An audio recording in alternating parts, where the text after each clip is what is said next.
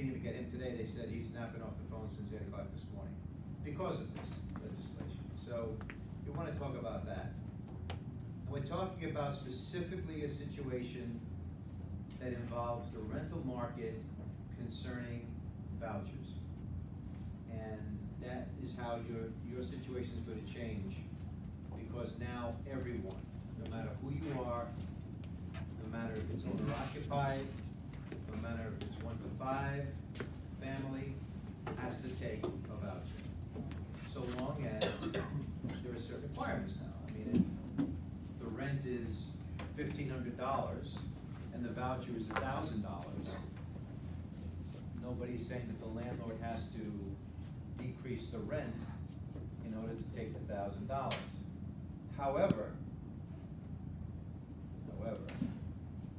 the way it's structured right now, you have to reduce your commission if the voucher does not compensate you what your normal commission would be. And we're going to talk about that. You are not serious. No, I am serious. And we're going to talk about that. Now, here's the thing. We are being, Cyborg is taping my portion of this. My suggestion is, let me go through what I have to say, and then we're going to turn off the videotape, so we can have a discussion about things that we want to talk about, all right? Yeah. I don't want somebody on this tape, for all posterity, to say, this is ridiculous, we're not going to do it. That you can't do. Anyway, so, and it's interesting because this was scheduled before we even knew that the law was changed. This meeting for today is because April is Fair Housing Month. And last week I was in Brooklyn. Friday I'll be in Ulster County, and making the circuit basically, because I do that every April, to discuss fair housing. I think it's important to talk about, without ever realizing that the law is going to change. In fact, last week in Brooklyn, we talked about the exemptions for 1 to 5 family houses. So I have to make sure that everybody in Brooklyn understands that since I spoke there last Thursday, or whenever it was, it's changed, and it changed that quickly. But we talk about it, I wanted to hand, and you have, if you don't have it, please come up and get it. There are 3 pieces of paper here. They basically, one is involving the protected classes, one is involving New York City, and one is involving my article yesterday. So please, feel free to go up and get it. So what I want to do is, the most important thing for you to understand is that there are protected classes. If you don't know what the protected classes are, you're not going to know if you're violating the law. And that's what's important. The federal government, the state, and the city have determined that there are certain classes of individuals that need special protection. And that at no time can a seller or a landlord ever say that I will not rent or sell because the person is one of these 16 classes. Can't do it. You're going to see that on the list that you have, economic viability or finances are not part of that list. Can I choose someone because they have a better financial background or stability than somebody else? Yes, so long as we're not talking about a voucher system. We'll talk about that in a second. But there are, a lot of categories here, but if somebody wanted to say, I don't want this particular person, that's fine, so long as they're saying, I don't want this particular person because they are one of these 16. And in fact, if you count, you're going to see that there are 17 on that list, because the federal government has a quasi-protected class called criminal history, criminal convictions, and we're going to discuss what that means in a second. But again, you have to know what the protected classes are. In the federal government, there are 7. In your office, someplace in your office, according to HUD requirements, there should be a HUD poster prominently displayed. If you go back to your office and you look around and you don't see a HUD poster that's there with the 7 federal classes on it, that is determined to be a prima facie case of violation. Meaning, if HUD comes in, or the state comes in, or the city walked into your office and did not see a HUD poster, they could bring you up on charges for violating the Fair Housing Act because you failed to have that poster in your office. The poster that we're talking about is a HUD poster. If you go online, you look at, just look, Google HUD poster, HUD Fair Housing poster, and you'll see where you can get it. You need to have it. It's important. It's got to be, can't be in a closet or in a kitchen. It's got to be prominently displayed. Okay. Just as a side note, the Consumer Affairs in New York City has a requirement that if you do rentals, you have to have also a poster up. It's usually like yellow, I think, right? It's greenish yellow. But you have to have a poster up in your office that informs the consumer name of the company that does your credit checks or background checks. So that has to be prominently displayed also. So those two posters need to be up in your office. One is the HUD poster, and one is the Consumer Affairs poster. And you can get them from the respective, one from HUD, you get one from the Department of Consumer Affairs. You see that? I think Cyborg had them at one time. I'm not so sure that they do, but you can check on that too. No, you don't have to sign it. This is for me. That's my handwriting. Don't worry. Hi, come on in. You know what? Take one of each here. You come in. Take one of each. Thanks. So there are 16 protected, 16 classes, 7 federal: race, color, religion, national origin, sex, familial status. Those have been the 7 forever, as far as I can tell you. We know the standard ones. This is a race, color, religion. National origin has become really topical since 9/11. That's when, before that you didn't see much of it. Now it's very relevant. Where a landlord, not so much a seller. Sellers who sell really don't care, usually. But a landlord says, I will not rent to someone from the Middle East. I will not rent to someone who has a certain type of dress. It's illegal. Can't do it. The way the person's born is very relevant. We have a situation now in a case that I have to litigate the end of this month. The state of New York is bringing an agent and a firm on charges. The agent was contacted by someone who is representing a diplomat of a foreign consulate. And they were looking for a particular unit in this particular building in Manhattan. The agent contacted, take one of each. The agent contacted the managing agent. The problem in some of these buildings is not so much the landlord, it's the managing agent trying to get past the managing agent. That's where a lot of the times the problem is. When you have the managing agent, they act as the defense, and they don't let you get through to the landlord. But in this situation, the agent contacted the managing agent, said, I have someone who wants to see this unit. There's a diplomat from this particular country. Now, diplomats, as you know, the issue with the diplomat is that they have diplomatic immunity. And many landlords don't want to rent to a diplomat not because of who they are, but because of the fact that they don't pay rent, they trash the apartment, something happens, there is no recourse, there is no legal, unless the consulate agrees to waive the diplomatic immunity, which is almost never occurs. In this particular case, it wasn't the diplomat status that stopped it. The managing agent said that because the diplomat was from this particular country, which the managing agent determined to be unstable, an unstable country, the answer was, we're not going to take that. So the agent then got off the phone, contacted the consumer and said, there's a problem. They will not rent because you're from this particular country, and there's a concern with that. Well, they then went and contacted the State Division of Human Rights.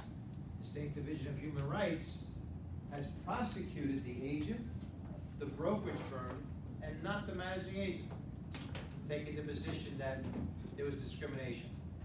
They look at it and say, what did this agent not do properly? The agent, in fact, relayed the information.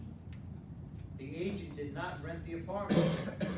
Once the agent determined that there might be an issue here, they decided to pull back and not do that rental. So they didn't put somebody into that unit. Nevertheless, the state is holding an actual hearing 2 days against the agent and the firm before an administrative law judge taking the position there's discrimination. Now, how do we prove this? Well, on our position, we have phone logs from the agent showing the call was made from the consumer to the agent.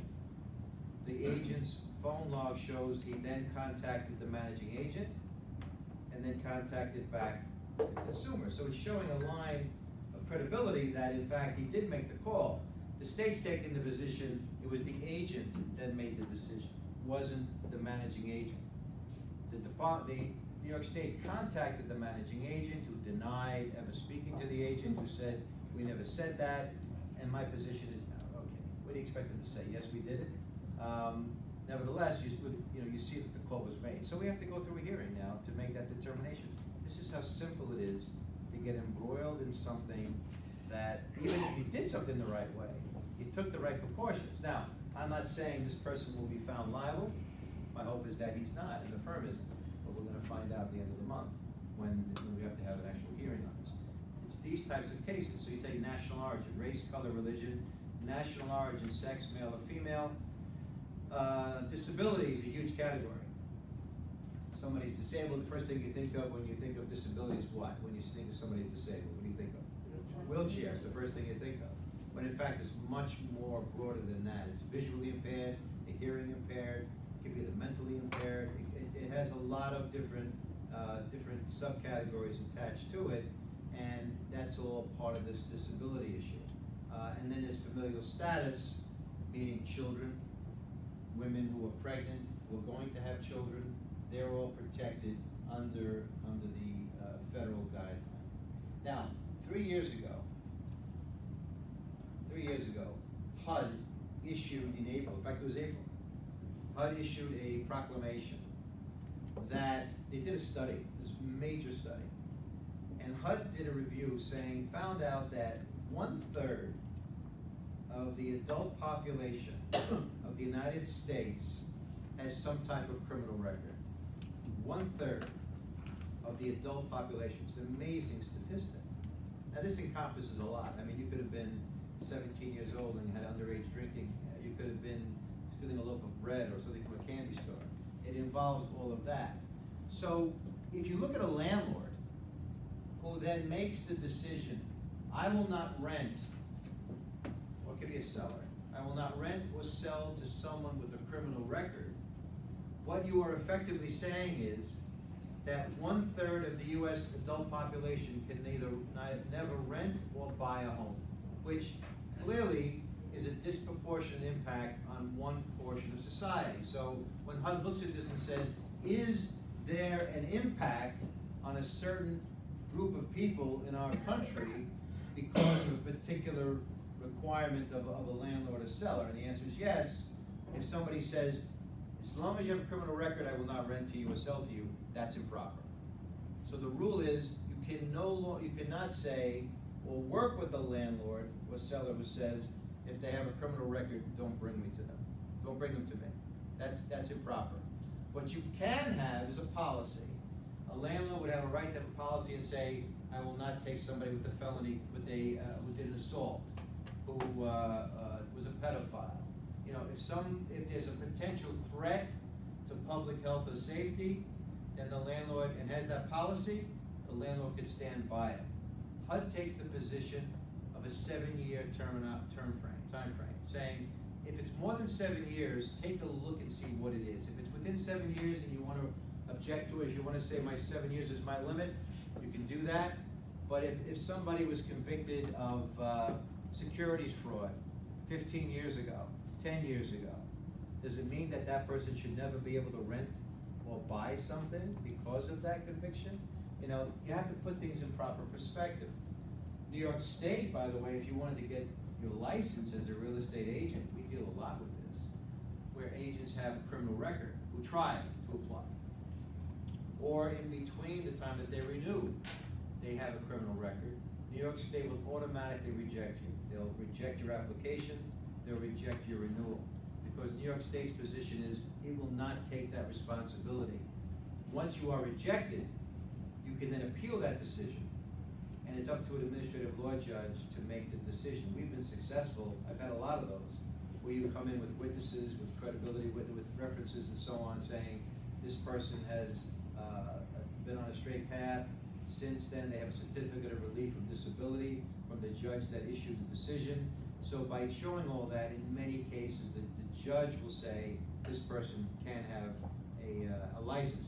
The DOS's position is, we won't decide that, let the judge decide it. So if something goes wrong, it's not our fault, they're shifting the risk to a judge who made that decision. It's automatic rejection, but in many cases, we can get that rehabilitated.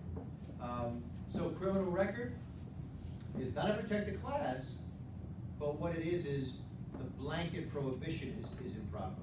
You have to have a policy. What I suggest, and I recommend this to everyone, NAR, National Association of Realtors website, they put out incredible videos on a lot of topics that you can just watch.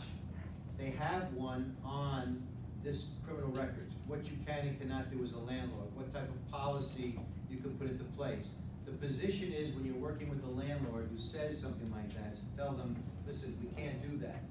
We can't have you can't have a blanket prohibition, but there are things you can and can't do, but you have to have a policy in place that's consistent. And then this video really shows you how to do it. And it's also, they have it in writing, they have like most like a protocol that you can follow and give it to a landlord to say, this is what you need to follow. It's a suggestion, and I would suggest that you do that. Those are the 7 protected classes.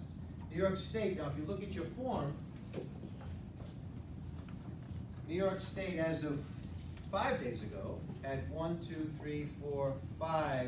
6 classes. Now there are 7. This form that I prepared is out of date because of the new legislation. So if you see where it says city, source of income, circle it, push it over to the state. Because now it's no longer a city, it's a state protected class. So where it says source of income for New York City, circle it and push it over, it's now a state protected class, that one. So now we have 7 classes in New York State. So New York State, other than New York City, has the 7 federal and now 7 state as well.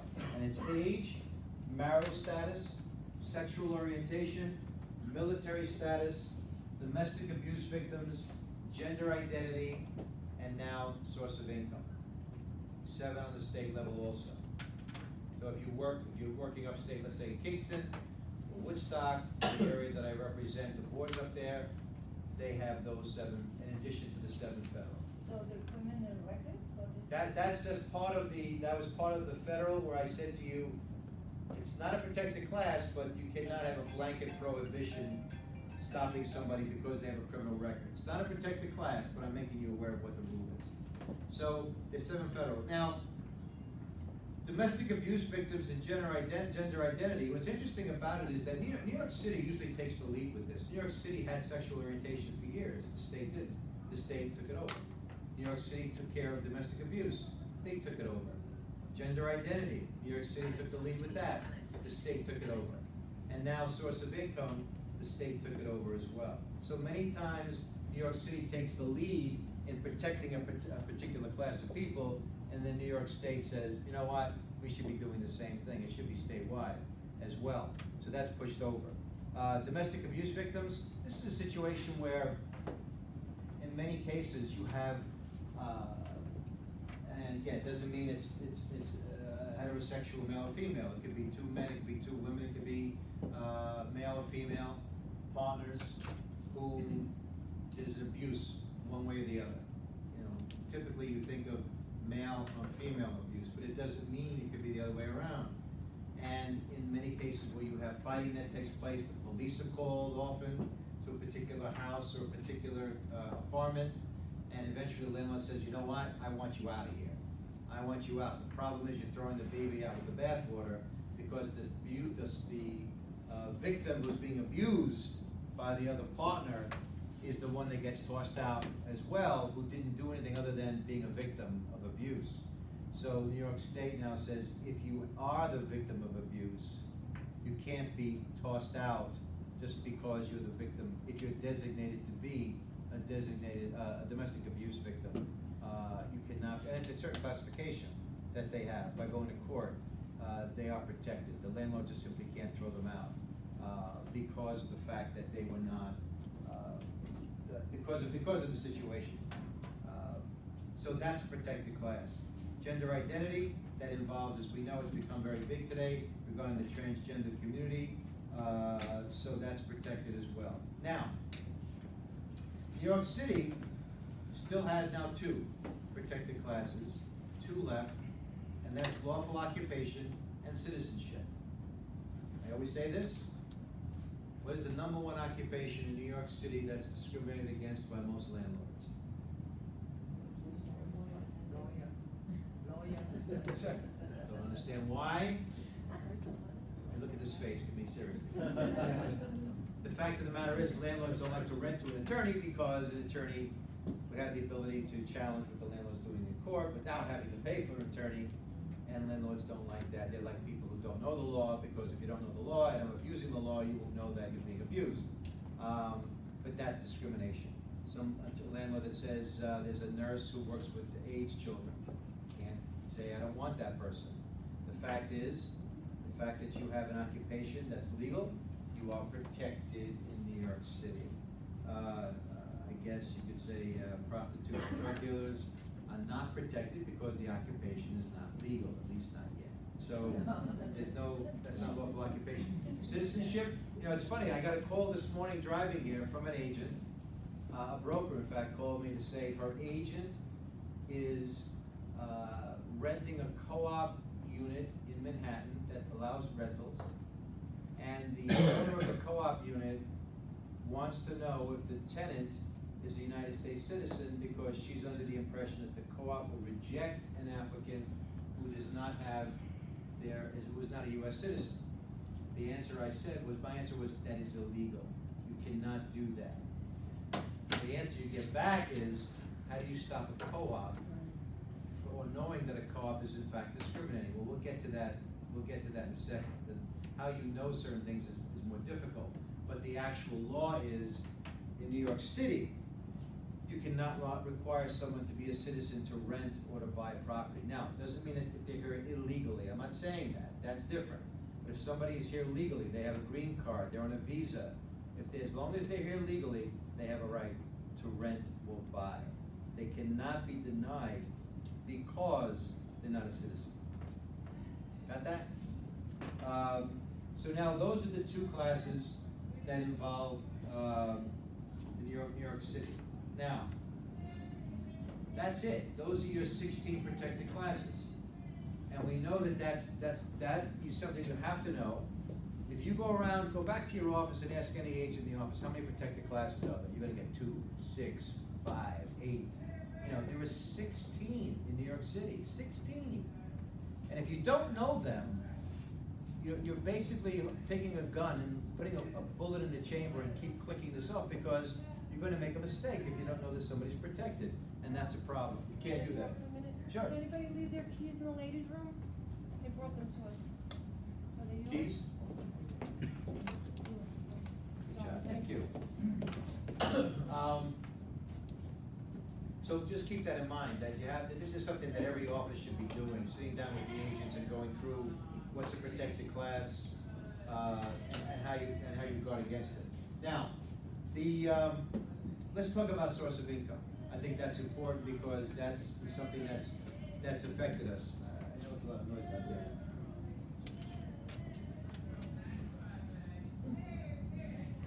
That's coming from outside. Okay, so we talk about source of income. This is what's affected us in the past 24 hours. And we're talking about now a situation where, particularly rentals,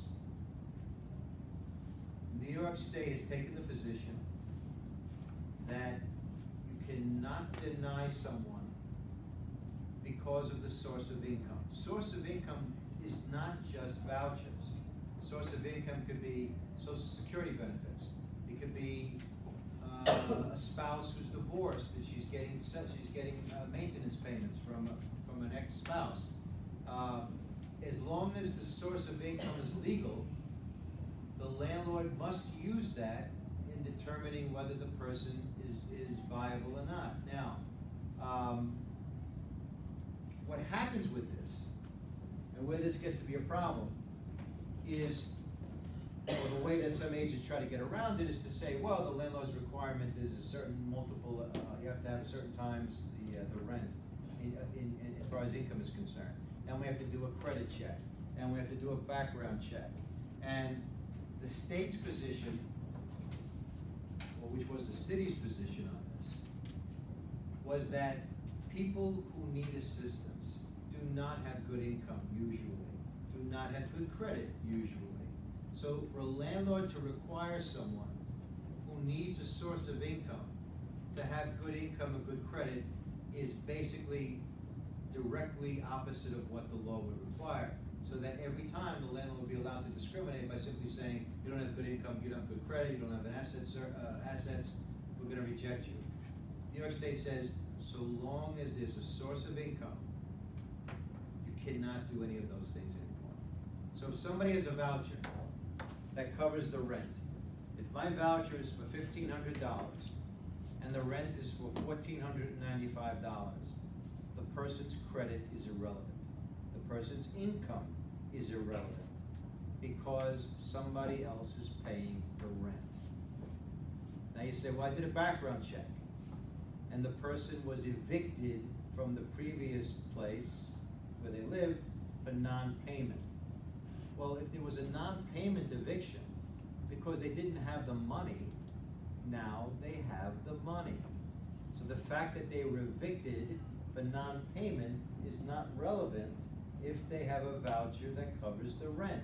If they were evicted because they torched the apartment, because they did damage, because they were a nuisance to other people, that's different. Your position is, listen, you want to do a background check? You did it, you found out that they're just not good people? Okay, that's different. That's a ground, that's reason. But not because they didn't have the financial means, now they do. Question people ask is, hey, how do I know that the program's gonna be around a year from now? How do I know they'll be around 6 months from now? I heard these programs don't outlast the tenants sometimes. Sorry, that's not gonna play out. You can't reject someone because you think that the program is not solvent, because you don't like the program, because the program pays late. That's not gonna play out, that doesn't work. This is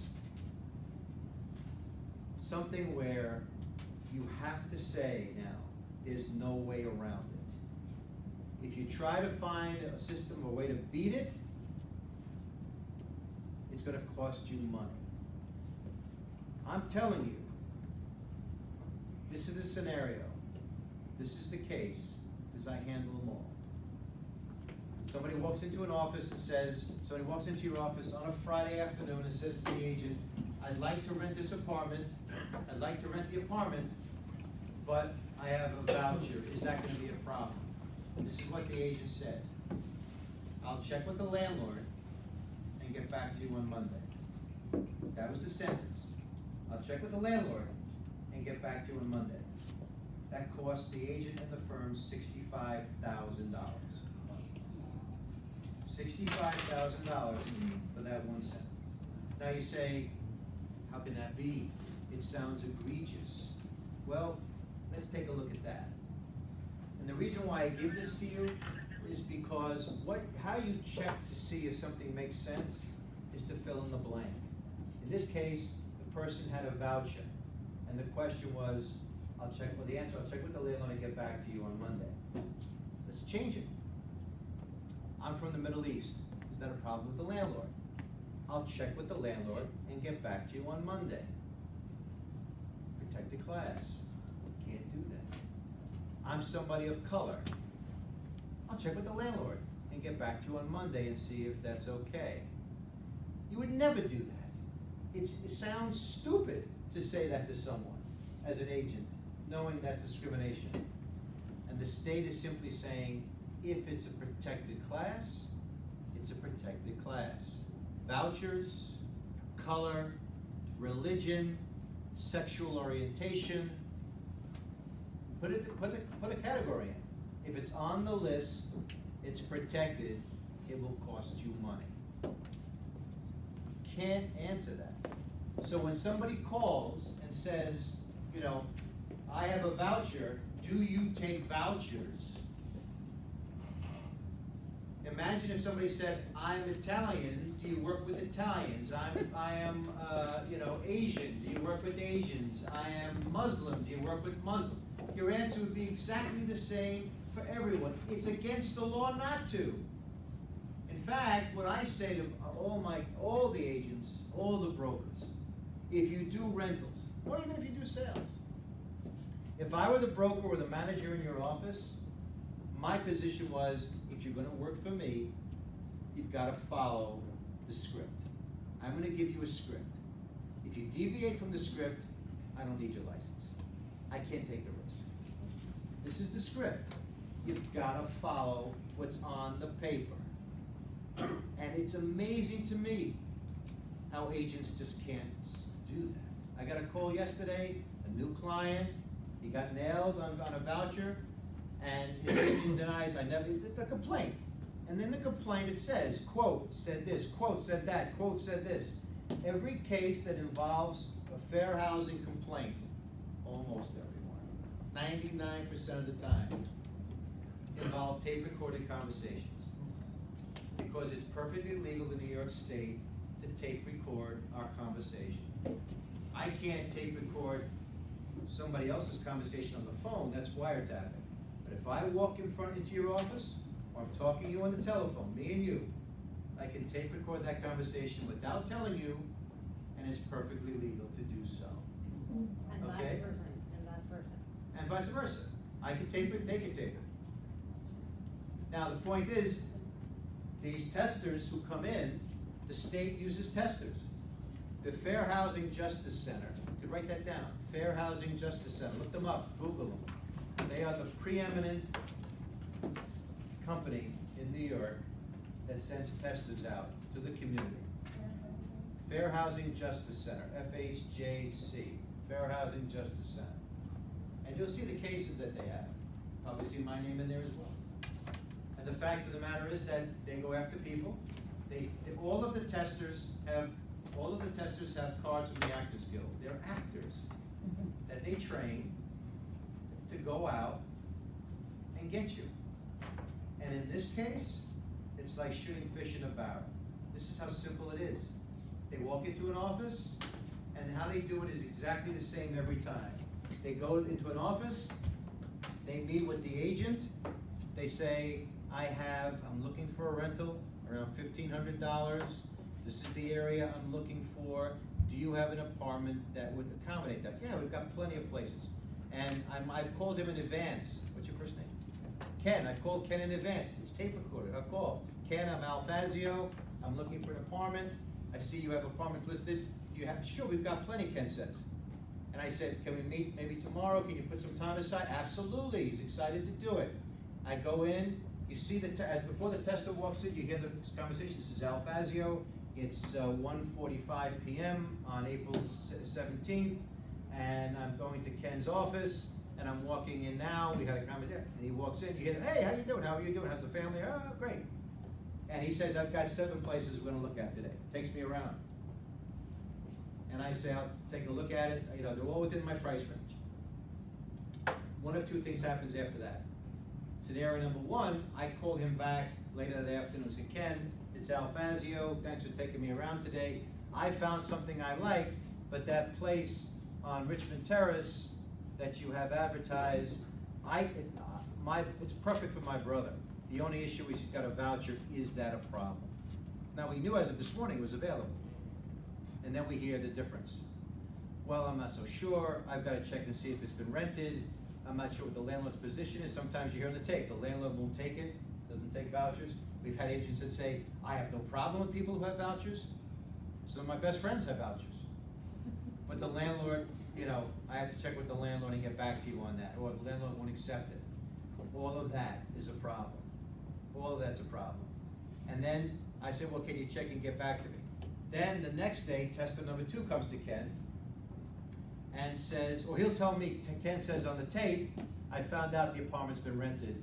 I'm sorry, but there's other things. We don't have any other apartments at that price range.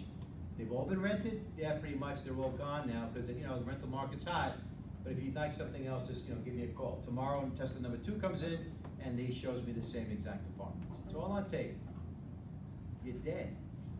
That's how it plays out. There's no way that I can contest that. And I had an agent yesterday on the phone with me, arguing with me, that he swore up and down, he never said the things that they have in the complaint. And I said to him, you don't understand what I'm telling you. It's in quotation marks. They don't just memorize this. You're on tape. They have you.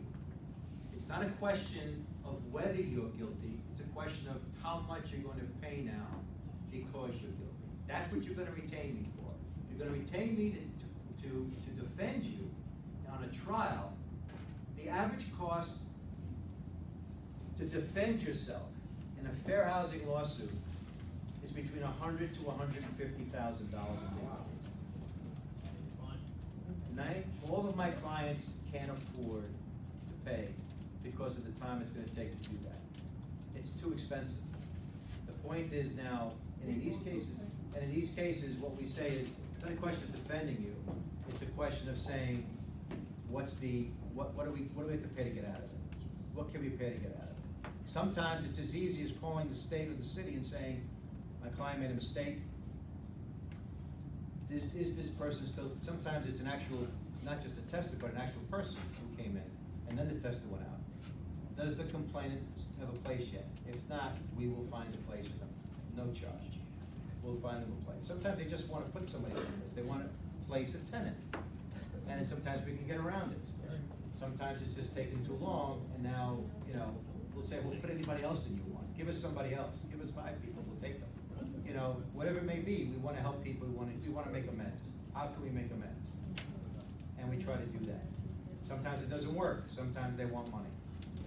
Money for the complainant, money for the program, and when the Fair Housing Justice Center's involved, they want money. Their job is to get more money in, to fund what they're doing, so that they can send more testers out into the marketplace. This, and every couple of years, something comes down the pipe. This is what I call the Lawyers Retirement Act of 2019. I mean, seriously, you're going to have lawyers who are out there who are looking forward to now coming after you because of this law, because it's going to be so easy to catch people. With New York City, in fact, what was happening with New York City, when it was a New York City protected class, many times the city would come after somebody in Staten Island, I'd be involved and call them and say, it's a 2-family house, it's a 3-family house. Then they had to back off because it was 1 to 5. That's not the case anymore. Everybody's fair game. So what I'm saying is, you've got to be very cautious of that. Now, what happens, how do you play it when you're involved in that situation? You have a homeowner, Mrs. Monicati, as you know, she's my generic lady. And Mrs. Monicati says to you, listen, I don't care what the law is, I don't want vouchers. I don't want certain people. And I'm asked that all the time. Agents call and say, listen, I hear what you're saying. It's easy for you to say it because you're not involved in what we do, but we have to do this every day. How do we get around this? Well, I don't know, I can't tell you how to get around it. There's no way to get around it. How do you not follow the law? The law is the law. You don't like it, I could say then just don't do rentals. But the answer is to Mrs. Monicati, it's against the law. To some extent, another broker said to me yesterday during a conversation that maybe this is a good thing. Everybody now plays by the same rules. It's not a question of going down the block. It's a question now that everybody's playing by the same rules. Everybody will feel the pain if somebody doesn't do this right. So that might be a good thing, because before it might have been a question of going down the block and some other broker would handle it. Keeping in mind that the way the law is structured, this isn't just about, we're not talking about brokers, we're talking about landlords and sellers. The fact that you represent them, you're tied into this now, as an agent. But this law is not a broker law or anti-broker law, it's a protected class law. A landlord cannot deny someone because they're on that list. A seller cannot deny someone because they're on that list. So the question is, what do you do when you're confronted with discrimination? Well, what happens is, in the situation where you see discrimination taking place, so that if you gave the landlord the application and it contained the voucher, and the landlord said, I will not accept this person, and you find out that it's because of the voucher, your answer to Mrs. Monicati is very simple. Mrs. Monicati, it's against the law to reject someone because of the source of their income, because they have a voucher. Do you understand that? Department HUD, Department of Housing and Urban Development, federal government says you should do two things. One is educate the consumer. Look, most of our agents don't know this. Yeah, I mean, truthfully, most of the agents in this county or in the city of New York don't get this. So how can we expect Mrs. Monicati to understand this? It's our job, should we choose to accept it, to inform her of what the law is. Now, once you've done that, her answer is going to be either, thank you for telling me, I didn't know, fine.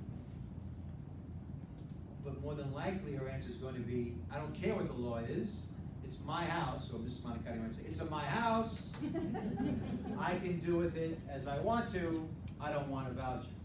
HUD says, once you have educated her, and she no longer will abide by the law, you've got to extricate yourself from that situation. Educate, and then extricate, get out. Meaning, listen, Mrs. Monicati, I have a license, I can't take this risk. And I have to say this to you, which is what I find to be the most amazing part of your practice. And again, I don't do what you do. I'm not a real estate broker. I'm not a salesperson. I don't sell, rent real estate. It's not my bag. I'll leave that up to you. But I am absolutely amazed that you as an agent, I say you, that an agent is willing to jeopardize all of your assets, every bank account, every stock, every bond, every house, every car, every co-op, every condo, everything you own, for a commission of $750 or $1,000.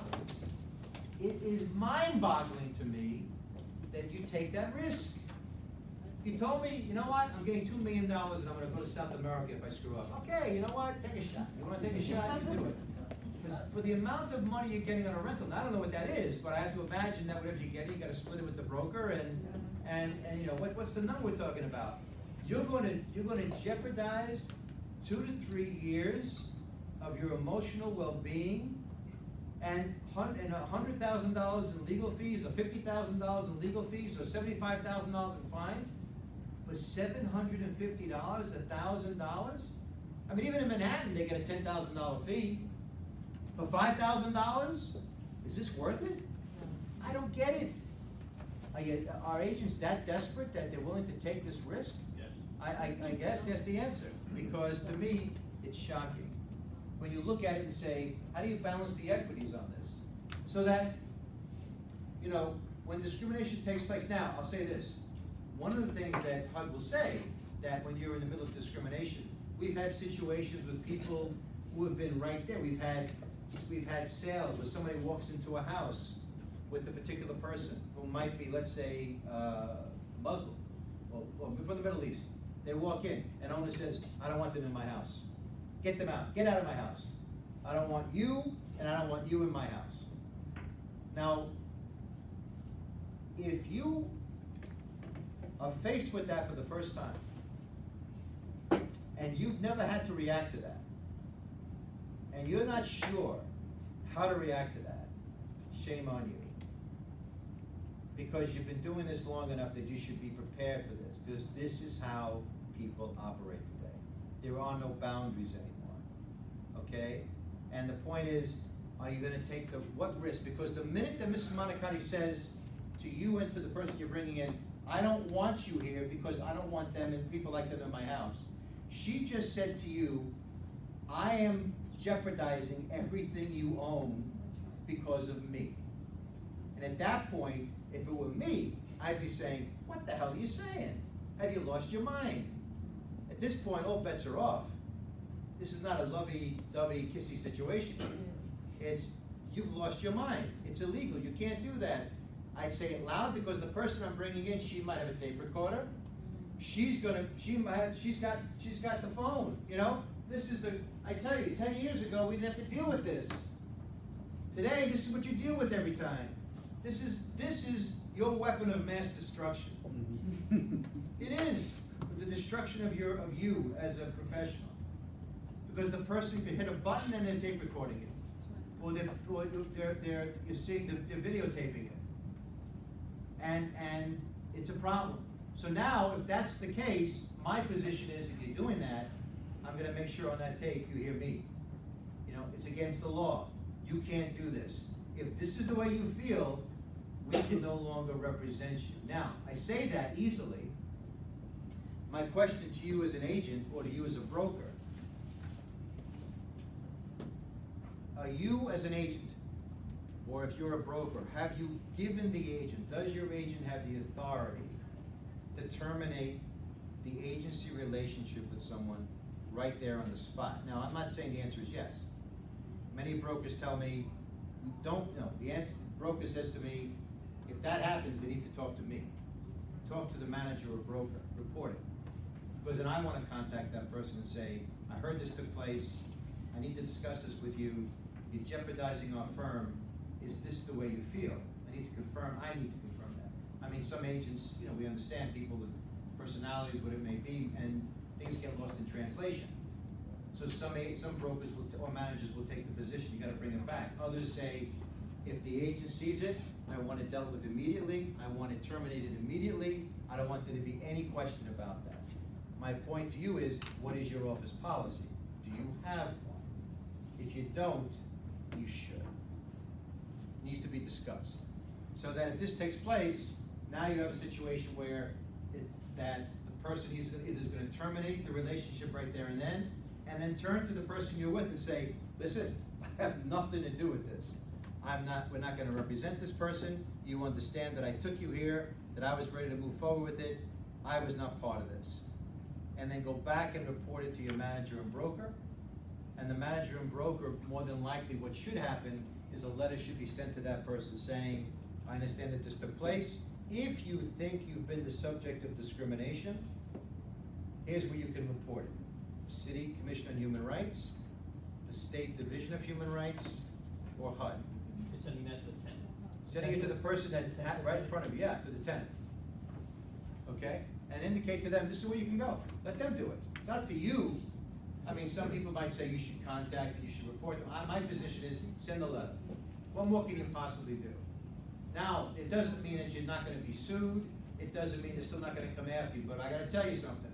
You do all that, you got a pretty good defense. No judge in his or her right mind is going to do anything with that with you. Now, the problem is, and there's one step further with this. Once discrimination takes place, there are agents who don't bring this up to the manager or broker. So you're the agent and say, look, I'm not working with this person. But if you all work with me, if this is an office and we work together, what I've effectively done by not reporting it is now I put a cancer in the system and you're all infected with it. Because you're not gonna know that this took place. You don't know that this happened today. And now, if somebody walks in tomorrow and goes and you show them that unit to purchase or to rent, once discrimination takes place and the owner refuses to be educated, that listing can no longer exist in your office. If you place someone, even if you didn't know, if you place someone at that location after discrimination takes place, you are liable for discrimination. Your position would be, we can no longer represent this person, the entire office is pulling out. And it's important to know that. And as the owner of the office, I'd be sending a memo out to all my agents saying, the listing we have at this location has been removed, no one in this office is allowed to show it. That would be my position. So, you know, there are certain recourses, and they'll ask you that question. Even if discrimination took place, that's great that you backed off of it, but if your office rented it, you're still going to be prosecuted for discrimination. It's a double-edged sword. Can't do both. Gotta get out. Can't do it. Do you understand that? We're okay with that? We understand that? All right. So, at this point, I think we can turn the cameras off. And now just